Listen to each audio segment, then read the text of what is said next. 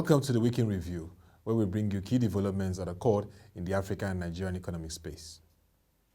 We begin with the current inflation rate in the nation, which according to the National Bureau of Statistics, increased by 12.4% year-on-year in May 2020, 0.06% higher than April 2020 rates. On month-on-month basis, the headline index increased by 1.17% in May 2020. This is 0.15% rate higher than the rate recorded in April 2020. The composite food index rose by 15.04% year-on-year in May 2020 compared to 15.03% in April 2020.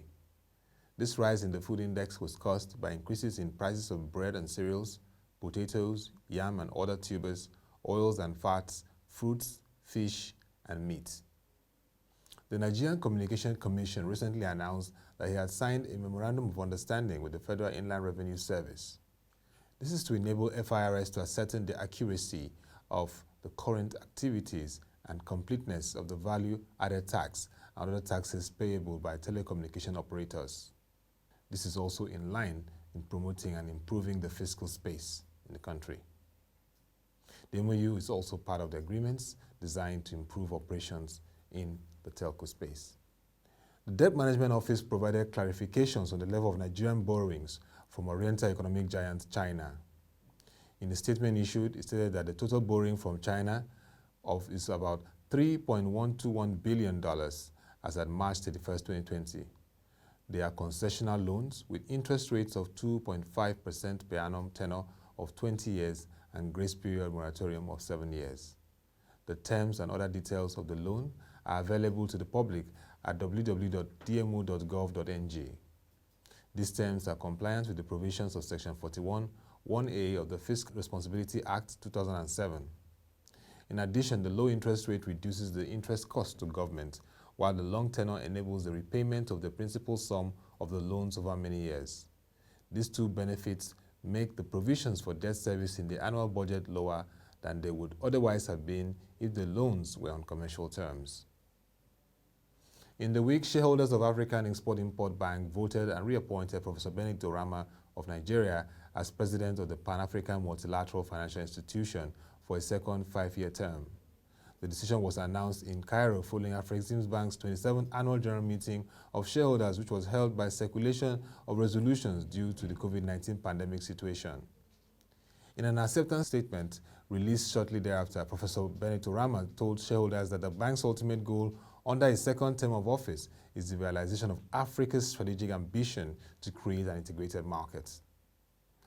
The Africa Development Bank in the week projected that the ongoing coronavirus pandemic ravaging economies globally could cause Africa's gross domestic product to drop by between $22.1 billion and $88.3 billion. According to the AFDB, before the advent of COVID-19, West Africa was home to at least 4 of the continent's fastest growing economies, but has strongly felt the impact of the disease as borders remained closed and economies and social distress deepened. The bank said as of June 12, its COVID-19 emergency packages had reached the continent's 5 geographical zones, noting that African countries with experience of Ebola control are working to adapt to the new threats and looking to the bank for an effective multilateral response to the crisis. Also during the week, the Federal Accounts Allocation Committee at its virtual meeting shared to the 3 tiers of government a total sum of 547.31 billion naira as Federation allocation for the month of May. FACT's virtual meeting was chaired by the Permanent Secretary, Federal Ministry of Finance, Budget and National Planning, Mahmoud Issa Dutse. According to a statement issued by the ministry in Abuja, it stated that from this amount, inclusive of the value-added tax, exchange gain, and excess bank charges recovered, the federal government received 219.8 billion naira, while states received 152.44 billion naira, and local government councils received 114.1 billion naira. Also, during the week, the African Union announced that it had disqualified Dr. Ngozi Okonjo-Iweala from vying for the office of the Director General of the World Trade Organization. According to reports, in July 2019, the Executive Council of the AU invited members states to present nominations into the office of the DG of the WTO so that the AU will agree on a consensus candidature. Nigeria initially nominated Frederick Aga, while Benin Republic and Egypt fielded Messrs. Eloy Loro and Abdulhamid Mahmoud, respectively. On June 4, 2020, Nigeria withdrew the nomination of Frederick Aga and replaced him with Dr. Ogunjiwala, former Minister of Finance in Nigeria.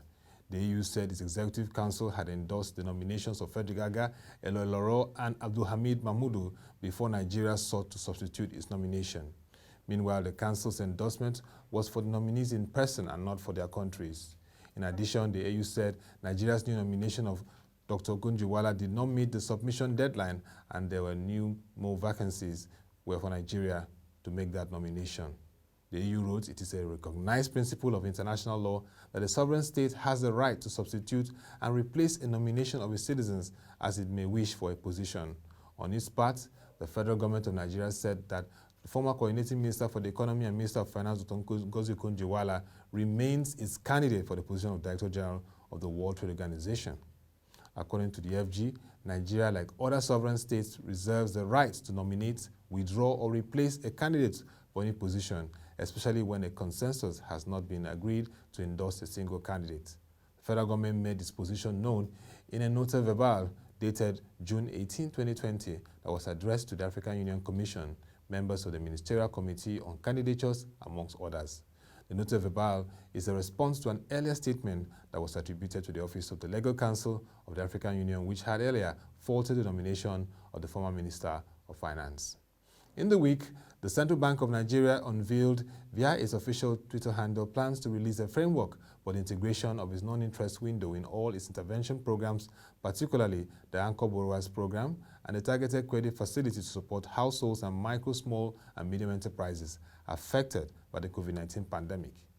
The CBN stated further that it earmarks 432 billion naira to fund the value chains of 9 commodities in the 2020 wet season farming. CBN committed to aggressively funding its agricultural programs and spur farmers select crop value chains to prevent the country from sliding into a recession. And that will be all for this edition of the Week in Review. You can visit our website www.proshange.com to get more updates from our news stories and videos. You can also follow our social media platforms displayed on the screen for further updates or analysis. Till we come your way again, thank you for watching, have a nice day and stay safe.